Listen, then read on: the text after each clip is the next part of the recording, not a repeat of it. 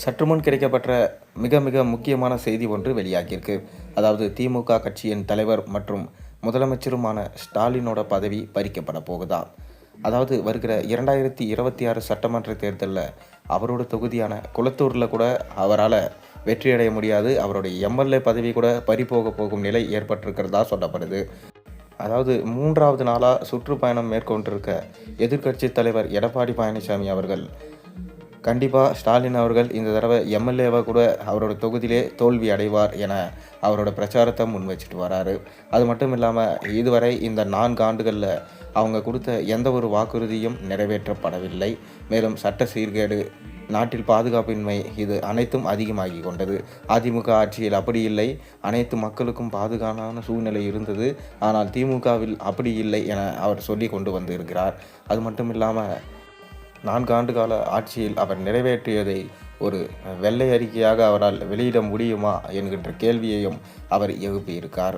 ஏன்னா பார்த்தீங்கன்னா கண்டிப்பாக அவரால் வெளியிட முடியாது. ஏன்னா அவர் ஒரு சாதனையும் செய்யலை.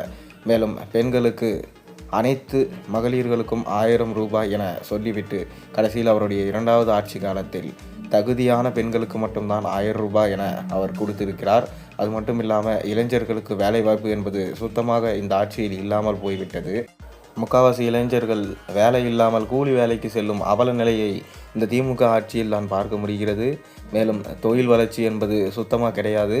இதுவரைக்கும் தொழில் வளர்ந்ததா, நாடு வளர்ந்ததா கேட்டிங்கன்னா கண்டிப்பாக இல்லை. நாட்டில் இருக்கிற திமுக தலைவர் முதலமைச்சருடைய வீட்டில் இருக்கிற அனைவருடைய சொத்தும் தான் வளர்ந்தது என எடப்பாடி பழனிசாமி குறிப்பிட்டு சொல்லியிருக்காரு. மேலும் தொடர்ந்து 500 டாஸ்மாக் கடைகளை மூடுவேன் என ஆரம்பத்தில் சொன்னார்.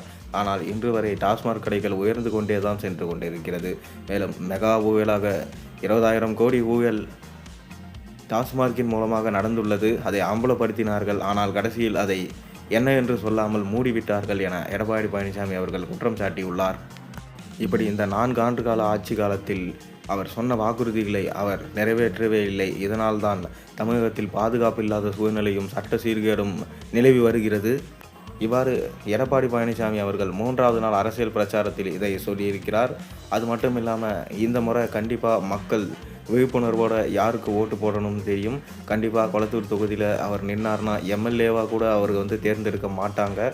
கண்டிப்பாக திமுக தலைவர் எம்எல்ஏவும் கிடையாது, முதலமைச்சரும் கிடையாது, எதிர்க்கட்சி தலைவரும் கிடையாது. அனைத்து பகுதியிலிருந்தும் அவரை நீக்கப்படுவார்கள்.